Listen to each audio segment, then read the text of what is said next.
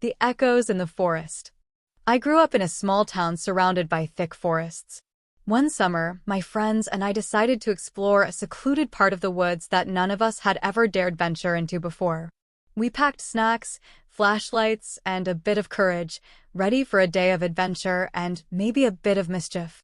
As we walked deeper into the forest, the trees seemed to loom taller, their branches intertwining overhead like skeletal fingers. The air grew cooler, and an unnatural stillness settled around us, muting the joyous sounds of our laughter. We shrugged off the unease, attributing it to our imagination. After all, it was just a forest. Eventually, we stumbled upon an old, decrepit cabin that looked like it had been untouched for decades. Curiosity piqued, we approached it. The door creaked ominously as we pushed it open, revealing a dusty interior filled with cobwebs and remnants of a life once lived. The floorboards groaned under our weight, and the air was thick with the scent of mildew and decay. One of my friends, Jake, suggested we play a game of truth or dare. It was meant to lighten the mood, but as the game progressed, the atmosphere grew tenser. Each dare seemed bolder and more ridiculous, culminating in a challenge to explore the attic.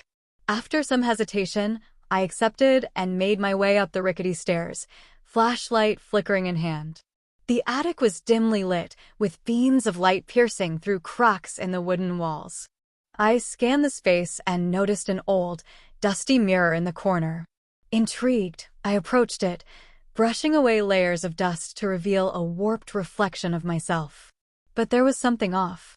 Behind me, in the mirror's reflection, I saw a shadow moving where no light should have reached. I whipped around, but the attic was empty.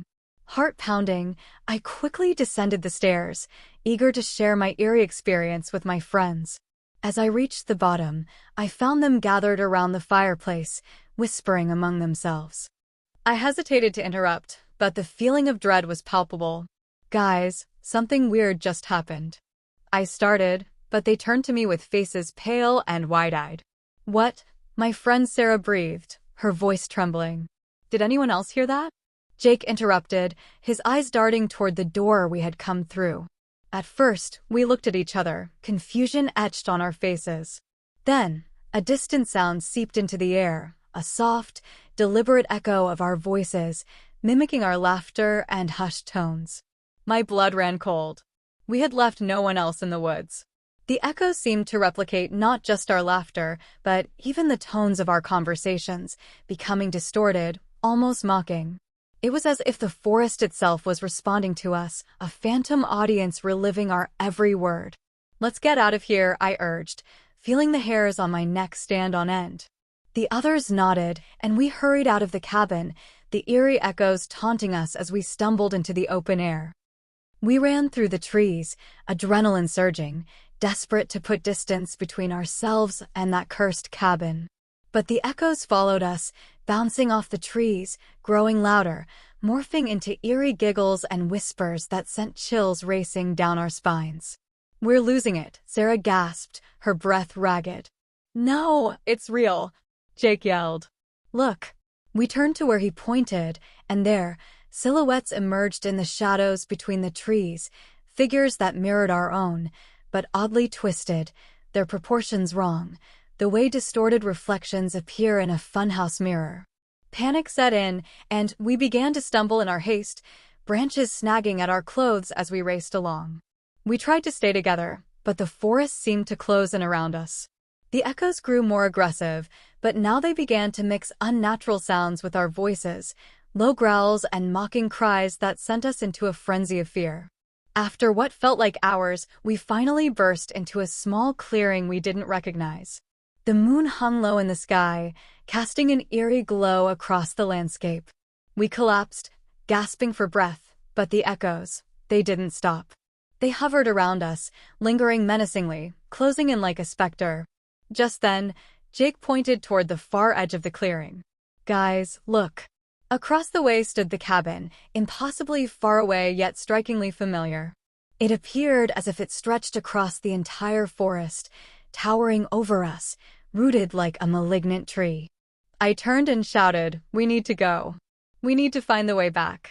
But when I looked back at my friends, They were frozen, staring past me with wide, fear-stricken eyes. I followed their gaze and felt my heart drop. Emerging from the shadows was a figure, a silhouette with elongated limbs and a head too large for its body. It lurched forward, its movements jerky and unnatural, and its mouth widened in a grotesque grin. "We're not alone," I whispered, dread consuming me. The echoes erupted into a cacophony of sound, swirling around us like a storm. In a frantic bid for survival, we bolted in different directions, desperately trying to escape the horror that had seeped into our reality. I stumbled through the trees, branches whipping against me. The echoes transformed into screams. Our screams echoed back to us as if the forest fed off our fear. After what felt like an eternity, I broke through the tree line and collapsed on the pavement of the road leading back to town. Dazed and terrified, I looked around, hoping to see my friends. But they were gone. The forest was quiet once again, as if it had swallowed them whole. The only sound was the low, mocking echo of my own voice calling their names, swallowed immediately by the darkness. Days turned into weeks, and I reported them missing, but no signs were ever found. Sometimes, late at night, I can still hear the echoes whispering through my mind. Sometimes, I think I see shadows flitting through the trees at the edge of town. And sometimes, just sometimes, I swear I hear their laughter echo back at me from the depths of that cursed forest. If you're ever near my town, do me a favor. Stay out of those woods. They're alive in ways you can't imagine. And if you hear laughter in the distance, just remember, it might not be your own.